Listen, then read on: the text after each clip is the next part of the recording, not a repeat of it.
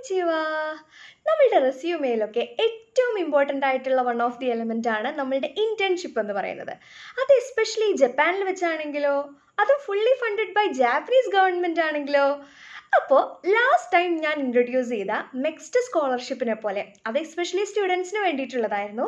പക്ഷേ ഇത് സ്റ്റുഡൻസിനും അതുപോലെ ഗ്രാജുവേറ്റ് ആയിട്ടുള്ള ആളുകൾക്കും വേണ്ടിയിട്ട് ജാപ്പനീസ് ഗവൺമെൻറ് ഏർപ്പെടുത്തിയ ഫുള്ളി ഫണ്ടഡ് ഇൻറ്റേൺഷിപ്പ് പ്രോഗ്രാമാണ് മേത്തി.